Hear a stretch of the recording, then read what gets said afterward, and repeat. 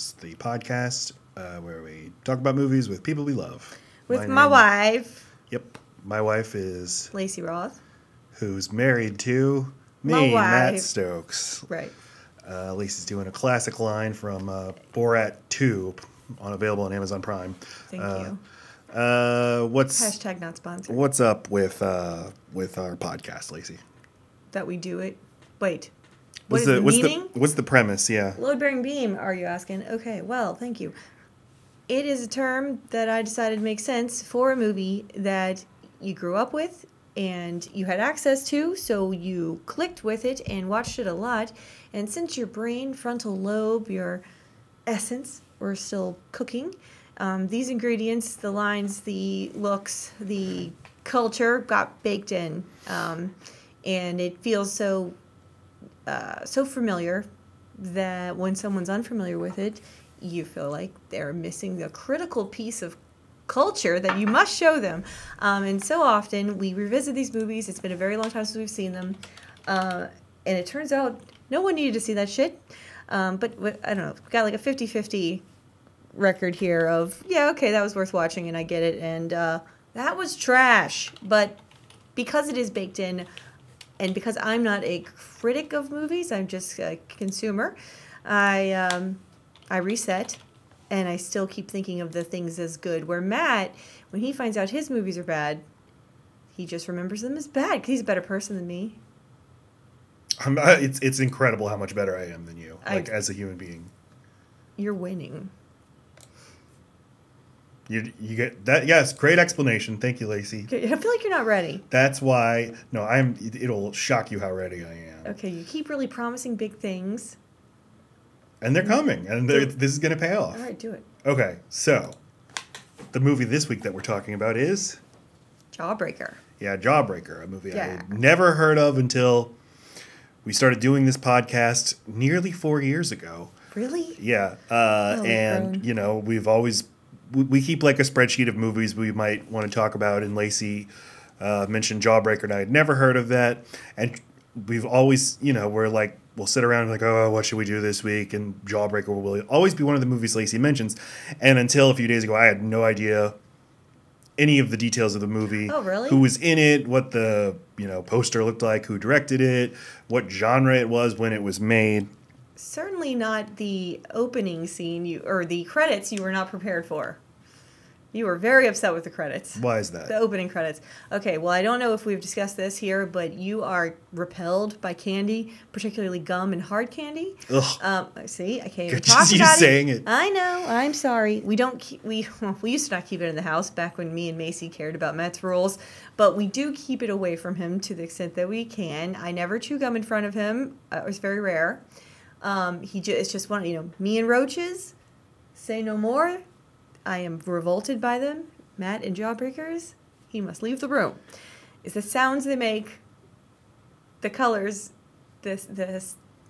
Yeah, so approximation to spit. Yes, a couple of notes about that. So one, yeah, it's totally wrapped up in some sort of childhood trauma that, if I went to see Dr. Jennifer Melfi, she would help me unpack. And she'd be like, oh, my father brought home gum from the gum store after he chopped a guy's finger off, and I had to see it. Or then my mom got really turned on by the gum, and you know what I'm saying? A lot of Sopranos references. That's going here. on somewhere in the deep recesses of my soul. I don't want to explore it because, ew, gross. When really we know it's because your sister, who was several years younger than you, that you shuttled back and forth in your car, would often leave a sucker or candy in the cup holder. Oh, no, that is definitely not it. No. That's what I've decided. All right, well... That's the one. Okay. Okay. Let me tell you that, as a 16-year-old toting around my baby sister, the revulsion to candy and gum was already well entrenched. Had been for years and years and years.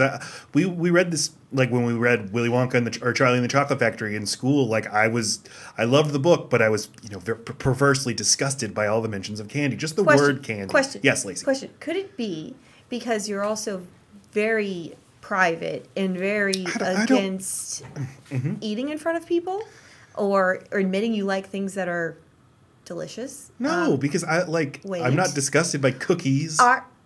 Fine, but would you be caught with a handful of cookies? Would that be something you'd be into? I would not be into it, but so why? But why? I'm saying candy is a step further. It is completely unnecessary, and it's only associated with calories and getting chunky. Chunky people like to eat candy. Maybe an association in your mind. It gives you a further. You never want to be someone who indulges. It just seems that seems too easy. That seems way too easy. All right. You were definitely fucked in the butt with a lolly. With a Jolly Rancher. No, a lolly. I was in the store yesterday, and there's like in the aisle where they have like iced tea powder. They have like Starburst drinks now. Yeah. Jolly Rancher drinks. I know. I want like the world is a cruel place. The Black Mirror like brain surgery where I can just see like a black bar go over that part of the store. Or it's replaced with a fun cat meme.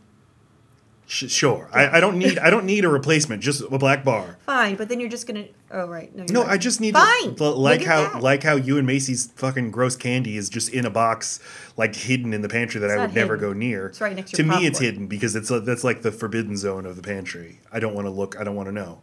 All right. I don't know what to say. It's just sticky. It's gross. It's in your mom's purse. Ew. Yeah, it is. Stuck to her Kleenex bits. Oh! It's in the car seat. It's definitely in the car seat. It's what you reach down into a dark hole and find, and you didn't want to.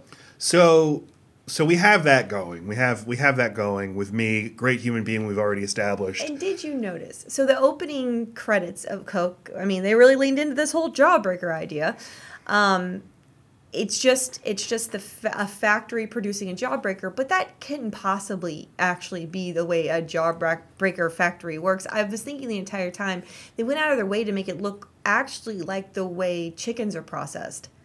Like we eat this innocent chicken nugget, but this horror happens behind the scenes. It's all very like, not iron, aluminum, and it's not elegant. It's just carcasses being hauled back and forth on these inventions that looks like a evil mastermind made. I have no comments because I was not watching this. I was hiding my face. I'm just curious. I didn't look. What I could see, it seemed a little bit like Willy Wonka, though the original. Yeah. Like the opening of that movie where they're showing the chocolate, being lovingly mixed in a big batch. That's the difference. And that's what.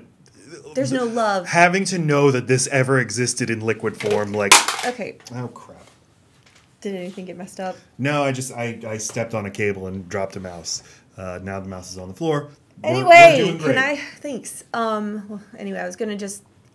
I think you thought that any portrayal of candy making is loving, and that was kind of my point. They went out of their way to make it menacing. And it worked. Good job. Okay. Good job, director Darren Stein, who directed this 1999 film Jawbreaker, starring Rose McGowan, Judy Greer, Rebecca Gayheart, Julie Binns, and we'll explore. We'll unpack this film. But the other thing we're going to talk more about candy in my psyche is hard candy in particular, like anything in ball form. Gum balls are the most disgusting thing to me. I did not know this. But probably more disgusting is a Jawbreaker, and there's because of how long it lingers in your mouth, how much saliva it takes. That's right. Yes, that's right. And I can't open my mouth wide because I have TMJ. Can you imagine the opening of that movie? Those that watching being your fate.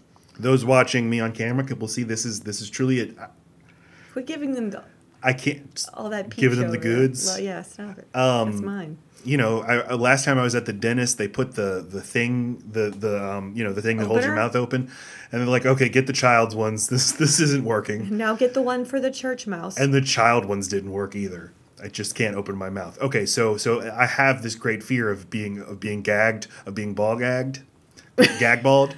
I would not survive. I would not survive the Gimp and Zed in Pulp Fiction. It would instantly be the thing from Saw, where it just opens you. Yeah, jaw trauma is my thing. I can't stand it. Okay. I don't want it. No. Unlike other people who die. So the fact that this woman was a Jawbreaker forced into her mouth is just so difficult for me to process. This one maybe we should back up I do want to say I relate anything with anything going over the mouth. I have the trauma for a completely different reason. I have any movie that's like, don't worry though, the duct tape's just over the mouth. If you grew up with a deviated septum, as I did, and a constant stuffed, clogged nose, your nose is not. Let's like pretend the nose isn't there. Let's just think we have a mouth. Even chewing food for too long, or my mouth being occupied with any other thing, would give me panic attacks. So, yes. Anyway. Yeah, you would just be done for. I would I mean, I will mentally close my nostrils if you put something over my mouth, just because I feel like let's hurry this shit up. Anyway, okay, so I always say this wrong. Is it Heathers or the Heathers? It's Heathers, no the. I got that by you saying Heathers. Thank you. It's cleaner. Fantastic. So I said right away that is what this, it's just a modernized version of it. But separated. I didn't mind that because I really liked Heathers. And so, by how many years? Like 15? 12. Okay, see, not that much. Heathers 87, I believe. All right, fine. 88, so only 11 years. So this movie got a lot of, like, blowback for it being a modernized version of something that didn't need to be modernized and didn't take on its own identity enough. Uh-huh. But that was just the initial. Yeah, that's a dumb reaction. Well, like everything else, guess what it has? Everything else I like. What does this movie have? A cult following. God damn it. It's a cult classic. That was an inelegant way to ask the question. I was like, what, does it have like kids on bicycles? Oh, well, no. It's got ladies. No, this is a cult. Yes, this is Laci. Like so many of Laci movies, like Empire Records or Welcome to the Dollhouse, like these movies that were not financially successful. She mentions these movies to me, and because I just have box office brain, I go look it up at Box Office Mojo, and I was like, this movie made $3 million. No one saw this thing. They did not. But check out its Blockbuster records, or that's a thing. God, yeah. I wish there was like a central location to just find out how many times. Like, I wish there was a metric for how many times something was shown on cable, rented, on VHS, purchased on DVD. It specifically watched on an airplane, streamed. Yep. It specifically did well on home, on cable, and on the VHR. No, VRH. VCR. There we go. Yeah. I've already forgotten the terminology of things before DVDs. Anyway. There's a tradition of teenage comedies, usually female-centered, that mix in sort of weird macabre elements, a lot of camp, a lot of weird fashion choices that are kind of rejected in their time. What was weird? I will say I immediately understood why this movie was rewatchable, even if I didn't like anything else. I like the idea of people that have no budget and no dress code at school. I want to see what the hell they're going to wear, and any kind of slow motion walk through a hall, I'll do that all fucking day. I will watch. So you have to, you'll have to explain this to me, because fashion is just a giant blind spot I have. Okay, but you just said weird costume choices. Well, this and me saying that just comes from reading a bunch of stuff about this movie and about how deliberately they chose the fashion and how much they wanted to mix 50s and 80s elements. And fetish outfits, which I thought was very interesting. I caught the 50s and 80s, but of course, I just thought Rose McGowan just was born in a corset, so she just is always in one. She's got this crazy tiny waist with this big butt, and that's just her look. Yeah. But no, that was intentional. They put a lot of like what was that called? The shiny fabric, acrylic. That's not it. You know, it's always like bondage stuff. Mm-hmm. The shiny stuff. Why can't I think of what this is? Leather? No, it's like you wrap a person in it. Fuck me. I know what you're talking about. Grand. Anyway, yeah, it was all supposed to be too sexy and too uncomfortable. Well, they were supposed to look uncomfortable, and they're supposed to seem uncomfortable in their skin. Not uncomfortable, that's what fetishes admit. I mean, it's supposed to be impractical. It's supposed to put the person at a disadvantage. Like those long pencil skirts that have no stretch in them. You know, they're just these like, they're basically mummy wrapped from the hips to the knees. Imagine them running away. And then in those heels, the whole idea is to make it look like she can't escape. She's already in bondage because she chose it. She doesn't want to escape. That's extra hot. So they mentioned in the interviews I read that they were mostly wearing rubber, and I was like, what does that mean? That's the material, but it's got a different name. Okay. Polyurethane? No, it's literally a fetish material. It's just so obvious when we think of it, we're both going to be like, that's the one. What an idiot. So... Fuck, it's not spandex. It's not... This is boring for me to think of this on camera. I think it's great. When Rose McGowan is kind of like an alien, her body shape is like something that was created in a lab, in how skinny she is, but with the giant boobs, the giant butt, and she has been very open about how she just totally felt alien from her body. She had like a brain that totally didn't match her body. She grew up in a cult. She was like a homeless teenager. Mm-hmm. She started acting just because she needed money and because she looked that way. But she's like, she felt like I do not have the mentality of this kind of body or of like this kind of classical Hollywood starlet. Well, like she had a power she didn't know how to yield. It made her uncomfortable. The attention she got for it. Yeah. Or she just was very like humble. No, not humble. If you read her, she's not humble. But just in a like, I am so uninterested in being a sex object. Okay. And in having this kind of body, while also recognizing that this is a great asset and I can use it to my advantage. Right. To subvert expectations, to yes? TriStar, was that affiliated with Weinstein? Was she, at this point, affiliated with? She was, at this point, she had already been sexually assaulted by Weinstein. Okay. And I believe had already, accepted the $100,000 settlement from him. Because TriStar Entertainment only agreed to do this movie if they were to pick one of the three actresses they put up for it, and one of them was Rose McGowan, another one was Natalie Portman, the other, and I can't think of the third, but it was Rachel. No. Yeah, I read the same thing. Yeah, but anyway, I just thought it was interesting. I don't know who the third was, but yeah, there were these three. Which would have completely changed. Can you imagine Natalie Portman being her? No, only Rose McGowan could have played this role. This movie it totally hinges on her just very, very individual star persona. Mm-hmm. She now she retired from acting. The Weinstein thing ruined her life, or he retaliated against her, sort of ruined her movie career. She moved to TV, and then what did she do on TV? Charmed.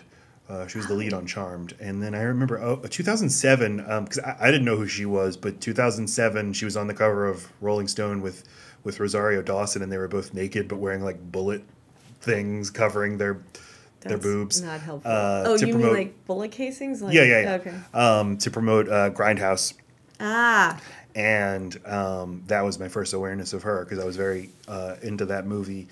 And she said that cover. Seeing her, she's like, I looked fine. Why did they have to like airbrush my forehead, and why did they have to Photoshop me? I didn't know there was anything wrong with me. And then also like, who the fuck is this? This is not me. This is not who I am. And that kind of made her decide to stop acting. Mm-hmm. That was like the final straw. My awareness of her would have been much earlier because of this movie, but mainly because she was Marilyn Manson's girlfriend, and I was completely obsessed with Marilyn Manson, and just the idea that he had sex made me like, what? Mm-hmm. Someone sexes him? Yeah. He's got organs that don't go up his own ass and into his own mouth? Sure. She gets on him? There's like the Marilyn Manson, it's kind of the what maybe like Kiss. I'm trying to think of like the examples of the greatest difference, maybe like even Lady Gaga, between like sort of the rudimentariness of the music and then the craziness of the persona. Whoa. I don't mean rudimentariness, at least early Lady Gaga was kind of just run-of-the-mill pop. Okay, sure. And she presented herself as like, I'm an extraordinary talent and also this crazy outsized persona. I'm modern Madonna. So like Sia, I mean, who is an amazing talent too, but she also does this. It is the people who aren't traditionally they're not traditionally what am I trying to say? Beautiful. She's got a different structure to her face. She's more talent than looks. So I find those people choose to be a spectacle by their own decision to like look everywhere but my face. Okay. I'm saying examples of where the presentation is like so much grander than the actual musical product But you itself. listed all people who fall into what I'm saying. Marilyn Manson is this. Absolutely, Gene Simmons was nothing to look at. And Sia. Okay. Also, their talent is more beautiful than she finds her face. But isn't her thing that we don't see her face? That's my point. But so it's a spectacle, isn't it? Oh, okay. The things she wears, the things she dresses, it's not neat. But by the way, fuck Sia. Look up Sia and autism, people. I don't want to get into it, but fuck her. See you later. Yeah, see you later. Well said. So, this movie, what did you want to say more about Marilyn Manson? Marilyn Manson's music, which is, fun to listen to, but it's, it's just basic, watered down Korn / Nine Inch Nails. Being not as good as either. He's disgruntled. But yeah, the spectacle I loved. He lurked as this giant, just towering presence in my life when I was like 12 or 13 without me actually listening to the music. It's like, did you know that he sacrificed his dick to the devil? Right. And he gave himself surgery to self-fellatio himself? We've covered that. Oh. I can't. Last time we talk just now. Oh, okay. Well, we talk about it so much I can't tell what we've talked about on the podcast and not. Maybe you're not already frustrated like she always is when we record our podcast. It's you. It's not me. So, Jawbreaker. The 1999 movie. Can you tell us about it and you? Again, it would have just been... So 1999. Okay, what grade would it have been? 9th grade? And that would make me... I don't know. 14. I have to do this math because I'm trying to think of my... 15. Sexual activeness. She was just very sexualized teenagers. She McGowan. I'm sorry. Yep, Rose McGowan. I mean, she's not just into sex. She's into kinky sex with random people, and she's into murder, But she also talks about her friends as though they're really down to get down. I just got the impression that I was I knew I was a late bloomer, but I feel like I was supposed to have some kind of sexual appetite that I didn't have. I did not feel in control of when I did it and with who, and like this pride in it, this like ownership of, yeah. She just had this magnetism of, I fuck who I want, when I want, and I'm not a slut, I'm the prom queen. And I just thought like, wow, all you gotta do is kill a girl to be like that. No. Anyway, I found her alien. I would have just been drawn to the dynamic of the group, and there's the good one and the dumb one and the bad one. I feel like that's always the case. It's in Mean Girls, it's in Heathers, but it's very appealing. And then there's the one they make over. I love the whole thing. The fact that these actresses, at least the three, and I don't know about Judy Greer. I think she might be a little younger, but they were all in their mid to late 20s playing teenagers, and I usually am driven crazy by that. But in this movie, that's the point. They're not teenagers. These are like grown ass women in total charge of themselves and their bodies and their personas. So I think that really works here. It's like because you're watching a teenager and you're like, God, that's what I'm supposed to be like, but of course not. Right. It's like whenever you do get into your late 20s and you think, I look so much better than when I was 18. I know what I'm doing. I feel like I'm in control of my life. If I could just go back to high school for one day like this, I would rule the school. So it's like watching that fantasy happen. Yeah, I mean, real 18-year-olds look embarrassing. I'm embarrassed for them to see them. Yeah, and anyway, I don't know if most teenagers realize that, and maybe they've done a better job now of making more realistic school-related movies. I hope they are. But anyway, it definitely, things like that made me feel pressure to be more okay with sex. I was already sexually active by that time, but I wasn't, like, into it. It was just what I thought I had. I just had one boyfriend, and that's what the girls were doing. Sure. So I would have been fascinated. And I would have just studied this movie. I probably watched it on repeat just to be like, what am I missing here? Mm-hmm. I don't want to kill anyone. That's interesting. Do you think its cult status comes from that or something else? Is it, because I was saying earlier, there's a history of these weird teen comedies that mix in these weird macabre elements, horror movie elements, but they're satire. They're over the top. They're camp. Jennifer's Body is maybe this. Yeah, okay, welcome to the Dollhouse. Mm-hmm. And what is it that people are like so drawn to? I guess it's just heightened.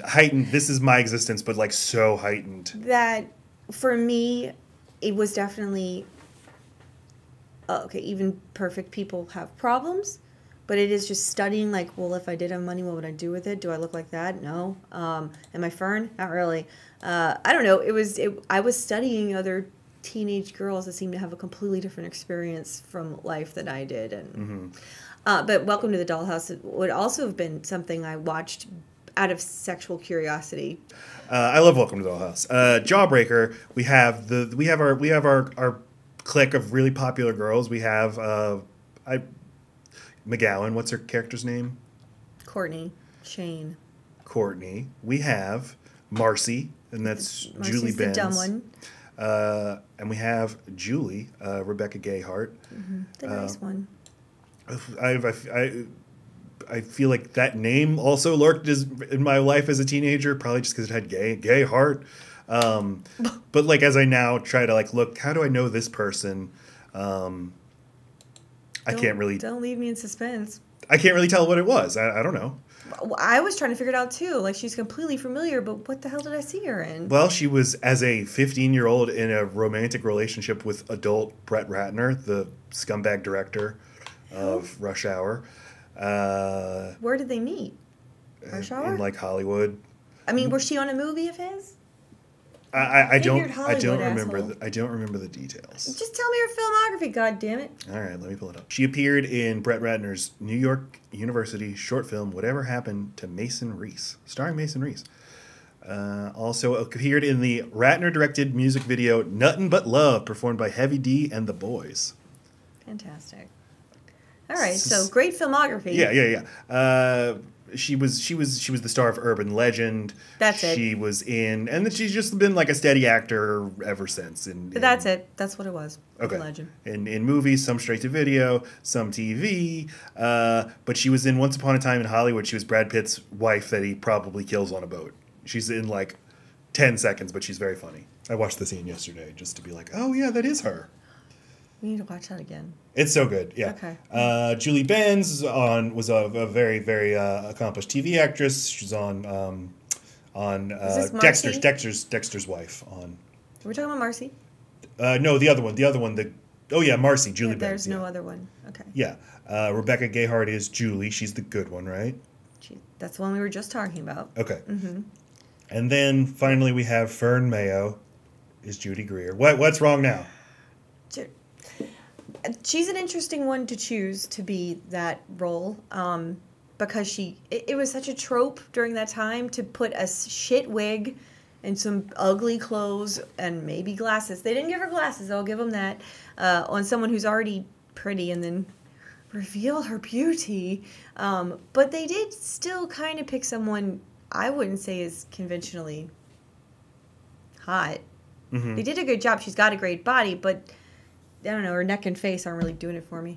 Oh, that's mean. Yep. But she's had like a great career as a character actress. Yes. Always very funny. It's not always look at this bombshell. But that's where I love her is right there. They make her too much of a dick in this movie. But I mean, I think. Sorry. It works. I think she's outstanding. Yeah, I think she works as the heel. She works as the whole thing. She and McGowan. There was like the scene where they're in the bathroom going at each other, talking to each other about how they're going to destroy each other. I was like, I want to stand up and applaud. This is so good. These two right here. Really enjoyed that part. Yes, just so fucking over the top.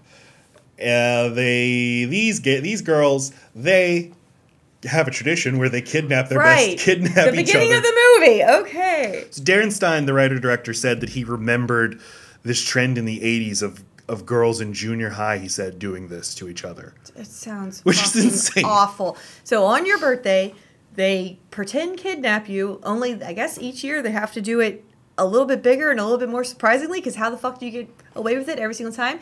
And they strip her into her underwear, but before putting duct tape over her mouth, Rose McGowan shoves the biggest jawbreaker into her into her esophagus. And she dies in the trunk. And then they realize this at a pancake house. And they immediately hatch a play. Like, there's this, okay, here's what we're going to do. She's dead. All right, we're all going to get right the fuck over that. Dead. Dead with a D. E-E-A-D. And I'm just saying, Rose was on it. And Marcy also down to clown immediately. It's kind of takes no time. You have to execute this to keep up the tone of the movie, which right. is like, yeah, we killed somebody, and like we're gonna be sort of jokey about it. Like, what's the big deal? Or at least the main one, Courtney, is going to be that way. And if you can pull that off, then the movie will totally work. I don't know that it totally does.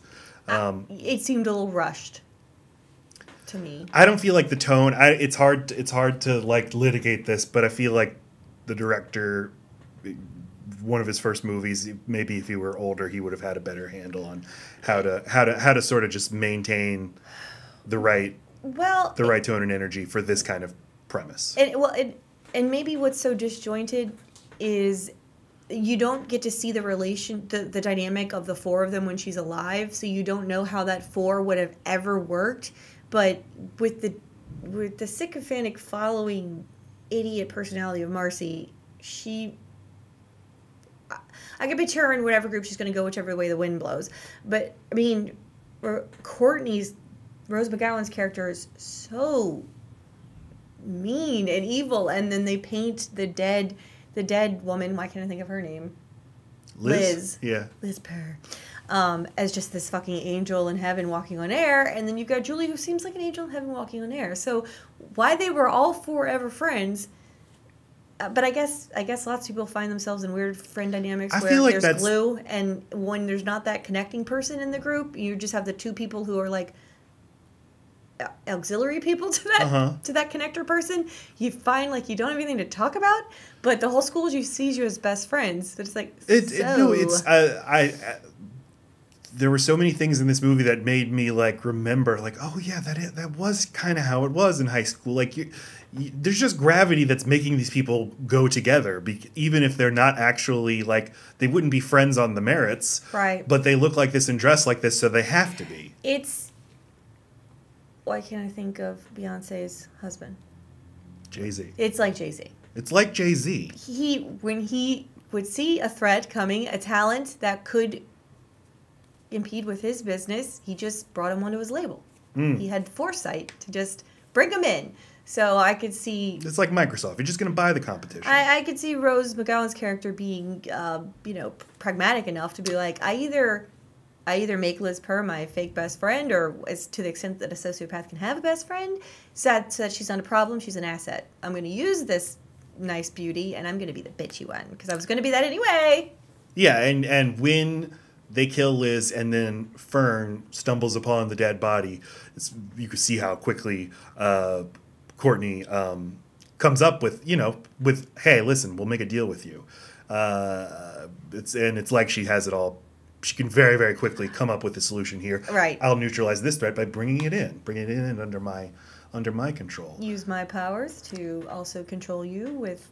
Let me make you an accessory real fast. And this was the most interesting thing about the movie, I think, was the way that you can take Fern, who is presented as a good girl, but also like she's just a good person, or she's supposed to be maybe not. But she's obsessive and weird, too. Like, there is something very off-putting about how into Liz Purr she is. Yeah, she seems like she's in love with Liz and is so awkward about it. Is rehearsing what she's going to say to her as she brings her homework.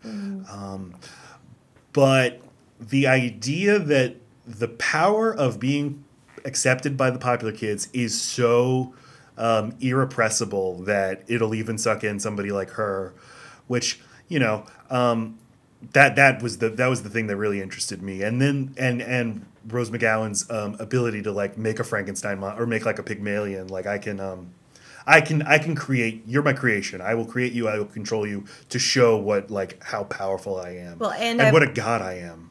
And I have a backup plan in the back of my mind the entire time of exactly how to destroy you. Should my monster grow too big for its britches, which she quickly does. All of this happens in like week and a half's time. And I sort of wish the movie did more with that to show, and then how she could. She adopts this new persona, Violet, and just acts like she's a brand new person at school. She has a new name, and the teachers are talking about whatever happened to Fern. She hasn't been in school in days, so I guess she has a passport or something, right. And she's registered a new identity. It's a super confusing part of the movie. Yeah, I kind of like. How did she register for school so quick? Why does she keep sitting in Fern's spot? Yeah, it's just but it's like a sort of Superman Clark Kent thing where it's like, well, Clark Kent is just Superman with glasses, but nobody figures it out because it's like, well, Clark Kent sucks. Why do they share a car? He can't be Superman. He's an idiot. This can't be Fern. Look at her. All the paperwork it would take to really figure this out. She says she's Violet. She's Violet. The way that they ruin Violet is just by putting up pictures of her, so showing that she's Fern, and this ruins her. That's enough. And I did know people like that in high school, like who in junior high were nerdy and maybe like a little overweight and wore glasses and stuff. Mm-hmm. But then in the intervening years, get contacts, lose some weight, get braces, and then suddenly they're presented. I'm no longer David. I'm Dave. But they changed their name. You kind of had to ignore their history, and if you remembered. It's like just sort of if you could raise everybody's consciousness, like, no, man, Dave is just David from junior high. That would ruin him. He peed down the slide. Yeah. Come on, I was 7.5. So I really like that stuff. I don't care that much about like Pam Grier is a detective who comes in. She's put on the case. You think that she's a hard ass. She's a hard ass, but then she's not. And she buys the other story really fast. She does. All they did was have... Okay, so Courtney's character then lures a guy in a bar to go have sex on Liz's bed to make it look like Liz's death happened in that bed and was rape. So this is Marilyn Manson's cameo. He comes and grossly has sex. You know what's weird about Marilyn Manson? In that all he has to do to look completely different from how you picture him, and to look even more creepy, grow eyebrows. That's all he's ever missing. He's always 2 eyebrows away from being even scarier. You're saying he gets the eyebrows and then becomes scarier? Because he's so creepy with them. Oh, okay. It's like when he shaves them off, the rest of his alien face makes total sense. Like, be alien or don't be half and half. Ugh. Anyway, so he also has a handlebar mustache in this movie, just extra grossness. So her whole plan is we'll fuck and spread fuck juice all over the top of Liz Purr's bed, and they do. We see the fuck juice. You know, they actually had a super graphic sex scene between her and Marilyn Manson that they cut out because they didn't want the NC-17 rating. I couldn't believe that the sex scene where she makes her boyfriend deep throat the popsicle, I could not believe that was in the movie. Really? Didn't that seem like, it seems crazy that they would allow that into an R-rated movie. Seems super, super chaste. Seems super innocent. They're always having people eat hot dogs and bananas in a sexual way. Why can't a fucking guy do it, you sexist prick? Because for 1999 to basically... All right, we don't have to... We don't have to unpack this totally. They can ball gag Liz and kill her in the beginning of the movie. Because that's not sexual. Our material. Any kink is sexual. Any bondage can be fetishized. Yes, but the kidnapping is not... listen, I think all men should deep throat popsicles. I'm shocked that they were allowed to get away with that in 1999. All right. You're supposed to be... She's basically saying, like, hey, suck a dick. Yeah, got it. And it works for me. And they show him, and I couldn't believe... Kudos to them for getting away with it. I'm surprised that the Motion Picture Association of America allowed it on screen. Well, maybe they had the ravenous sex scene so that they could pretend that was a bargaining chip. Okay, we'll take off the sexy sex scene, keeping the popsicle though. You know, which is a classic move. Anchored. That's how Martin Scorsese gets R ratings. Scorsese, he instead of NC-17, he's like in this scene in Casino, Frank Vincent just beheads a man, and you just see it. And we actually took a man and beheaded him, a real man. He wanted it. So please give us an R. And the MPA is like, no, God, no. It's like, fine, we'll lose the beheading. And they're like, all right, great, R. And then he's like, ha, ha, ha. Never meant to have the beheading. Yep. You get it? It's classic anchoring. Attorneys do it all the time. That's what it's called? Yep. I didn't know there was a name for it. Mm-hmm. Anchoring. You want to tell us about it? Well, it's usually you do it in negotiations. This was a negotiation, but it's usually financial. It's like, oh, okay, this amount of damages from this wreck. I mean, we need it in pain and suffering. I'm going to need 3 million, 3.5 at the least. So they've anchored there. So then when they actually get the 1 million from the jury that they wanted all along, it seems like a compromise. Yeah, well, this seems all right. It's just simple negotiation. Yeah. It's like the art of the deal, is what you're saying. It's just psychology, you fucking idiot. Who I love. Sorry. So the movie was not a big hit. Right. We covered that. The oral history that I read on Vice, which is very good, we'll link to it. They all seem a little bitter because a few years later, Mean Girls comes along. Mm. I've not seen Mean Girls. Everyone says it's great, but apparently it has kind of a very similar vibe. But it's super funny. It's its own thing completely. Like, of course, everyone's like, oh, Heathers, oh, Jawbreaker. But what Jawbreaker didn't do was take on a life of its own. Not really. Not enough. Mean Girls becomes this completely other, endearing, super funny. But it's not like... It explores other relationships in the movie that are interesting. It develops other things outside of the clique that are interesting. It doesn't have a murder, right? It has no... No. And it bondage there's guy sucking a dildo. There's like teacher development that's interesting. There's parents in it that hold your attention. It becomes something more than what this basic plot is.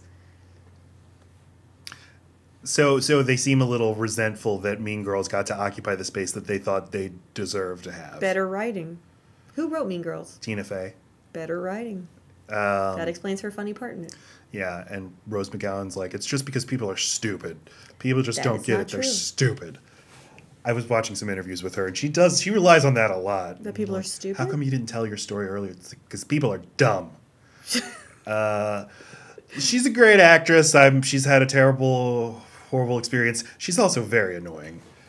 I mean, it's like I always talk about the pretentious high school dude who's like read Nietzsche and wants to lecture you about it. But it's like that's kind of her vibe, but also she's right, which is what makes it even more annoying. And then she's like, "And you're wrong," and that makes you dumb.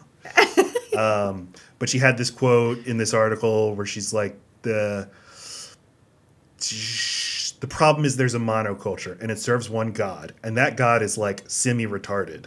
I know you're not supposed to say that word, but it's a really fucking good word. No insult to anybody, but it's a goddamn good word, and I hate that I can't use it. Holy motherfucking shit, are Hollywood people stupid? Something gets into their brain where they're like, it's okay to be dumb all the time. No, actually, it's not. End quote. It's very simple of her to think that word can only mean dumb. It is clearly a pejorative word that has been used to abuse people. Okay, I'm sorry. I know I'm preaching to the choir, but... Darren Stein, have you ever heard of the movie All About Evil? Nope. Have you heard of GBF, Gay Best Friend?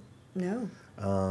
If you look at that was his 2013 movie. If you look at the poster, it seems like they were trying to do another version of the Big Giant, of Jawbreaker, Both gay because men? the people are posing. So apparently, it's about a boy who comes out of the closet and then gets accepted by the clique of popular girls. All right. And then he leaves behind his still closeted friend Brent. That sounds kind of good. I don't know. What did you think about this movie this time? Jawbreaker. Totally watchable. I love how fast it goes by, too. So you like it. It holds up totally. Yeah, there's not a lot of resistance in it's got all your classic moments, and it gets on with it. It's fun to look at. The outfits, they still hold up. They're classically beautiful outfits. I hate that I care about that part so much, but it really does make the whole thing fun to watch. Well, it's a big part of it. Yeah. You weren't laughing. Neither of us laughed very much. Yeah, and it's called a comedy. I don't ever think of it as one. Really? Yeah. I mean, it's definitely a comedy, but it's just not very funny. It's not funny. I mean, it's funny. It's lighthearted in that they killed someone and they find things funny. It's funny to be like, well, that's crazy. That's funny. Like, that's peculiar. No, I don't think there's a real spot for it. It's a comedy that's not funny. I feel like I missed something there, but. Pam Grier, I was gonna say she's playing the detective. I wanted her to be more like the person from the real world coming into this movie and investigating Right. these girls and being like, what the fuck is going on with this movie? Right. Yeah. Like, why are you even dressed like that? And yeah, that would have made it more interesting. So the Roger Ebert gave it, 1.5 stars. He's like, this movie has no morals. What's happening to society? That's what he said? Basically. But that's the point, Yeah, Roger. He's this like counterculture icon from the 60s now, and he's like, things are going cuckoo bananas. Yeah. And he's like, I've never seen a movie where they stone a girl with corsages at prom. Okay. Like, that's why it's great. I mean, it's not a great movie, but that part's great.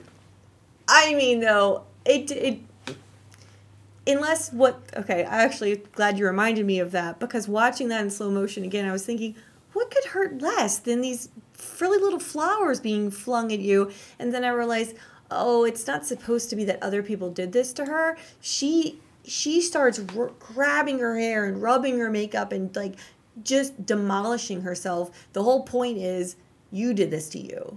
Like, those flowers didn't do that to her while she walked around. The flowers barely touched her. She destroys herself in the end. That's interesting. That's the point. And like Rose McGowan now has a trademark bald head look. It's kind of she is in that moment like I'm leaving this body that has served me so well. That makes sense. She wants attention on her own merits, and I mean, it must be frustrating to be good looking and never sure if people are being nice to you or listening to you for your money or for your looks or whatever. I wouldn't know. I don't have either of those things. I was reading some of her memoir, Brave, and she talked about how when she went into the meeting with Harvey Weinstein where she got assaulted, she was like excited to meet with him and show him like, I'm not just some pretty actress, like I'm smart, I'm funny, I'm interesting, and how devastated she was that it turned out the way it did for a number of reasons, but that was who she was. Like I look like this, but I'm smart. I have things to say. And she based her character. She said that her inspiration for the character came from this film noir, Leave Her to Heaven, from the 40s. Yeah. So it's like, not a lot of. I knew you'd get a boner for that shit. Young people were thinking about things like that. So that's Jawbreaker. There it is. And I think it just doesn't totally work for me.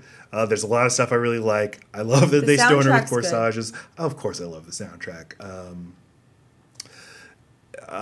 What the fuck was I was going to say something. Oh, they ruin her in the end by just playing an audio recording while she wins prom queen. She goes up on stage, and then her ex-best friend and her new boyfriend, hack into the sound system. That is always, I'm going to hack into the mainframe, which is like, it's a birthday card that opens and it's got a little message. The most simple recording devices on the most delicate, fragile kind of recording device you could have, and they risk it by giving her a public outing at prom. He was touching the guts of that thing. He could have fucked the recording up the entire time. Gotta make a copy of that, bud. What the hell?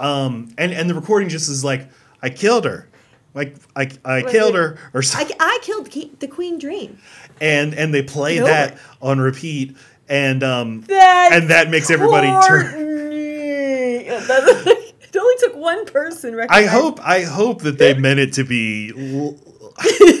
Of course, this would. It's like in Batman Returns when the Penguin is on stage. He's been accepted as a member of society. He's the mayoral candidate, and then Batman hacks into his sound system and plays a recording of him saying like, "I hate Gotham. They're stupid there," and they just start playing that, and people start throwing fruit at him. Okay, but the whole point of it being from prom queen to Scream Queen, is just how quick high school people turn on indie, right? Yeah.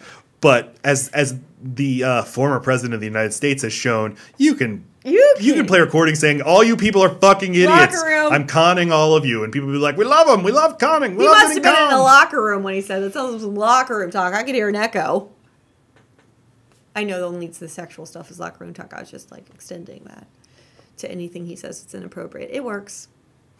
So how would you rank? How would you order Heather's, Mean Girls, and Jawbreaker? Well, like I said, I wanted to watch Heather's before we did this, so I could have that in there. Yeah. But Mean Girls is definitely first.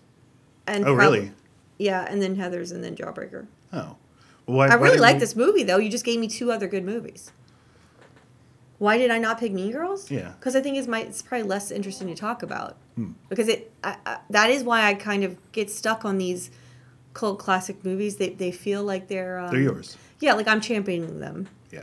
I feel like I know them and other people may not. Jawbreaker didn't feel like that. I didn't realize it was one of them, but now it seems obvious.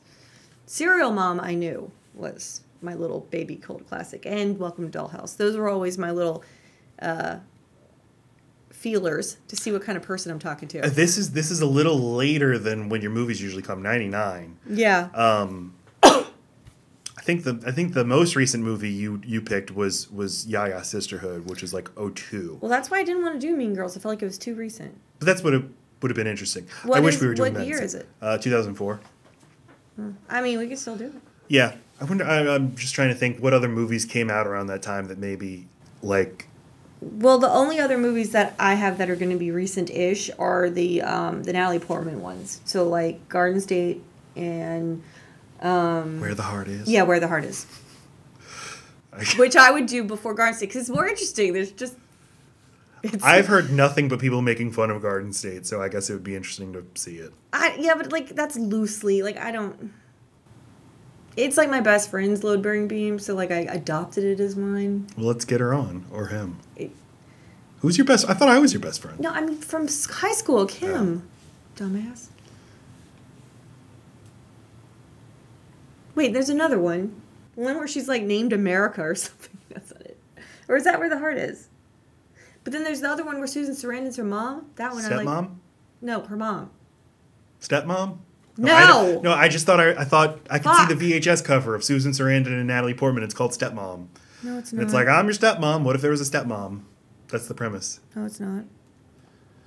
No, I know. I'm just saying this is the movies you make in your head. That's another reason. Kids today, with your sea shanties, you don't know what it was like to go through a video store and look at movie covers and just imagine what that movie was. You'll never know.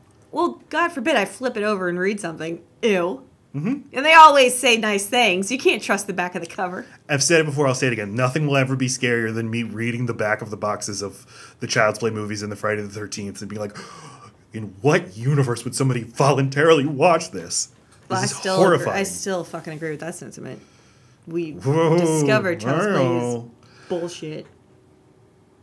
Bullshit. You want to talk about the inauguration? What else is going on? No, well, the fact that it's a work day, no. I need to go work my love. Okay. I mean, I'm happy we have a new president. Go work that love. I like that Kamala Harris is a step-parent. I guess Jill Biden is too. Oh. Shout out to step-parents. Boop, boop. We're not bad. You can find us on Twitter at LoadBearingPod, and you can find us on YouTube, LoadBearing Beams. Has anyone given us another review? I should check. I haven't checked. I would like one. Please review us. Say, I would love you to cover my movie. Not a movie that you directed. We're considering a movie that you love. Creating a Patreon account. No, we're not. And we have to think of what bonus content. Wait, we're so miserable about having to do the main feed. We're going to commit to doing that. Proof that we're wanted. God damn it. $5 a month. It's pennies. Pennies on the dollar for what you're getting. The even angrier version of me. Talking about I guess that's what we're doing. Mickey Mouse Clubhouse. Anything else? Nope. Facebook. You know all the places.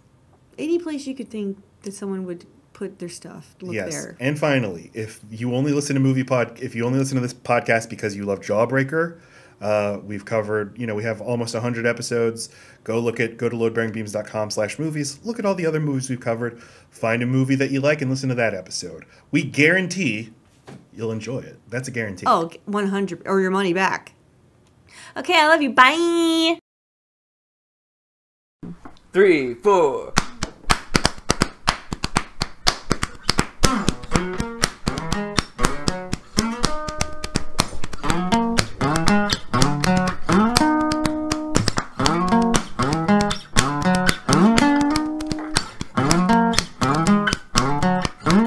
Everybody, love me.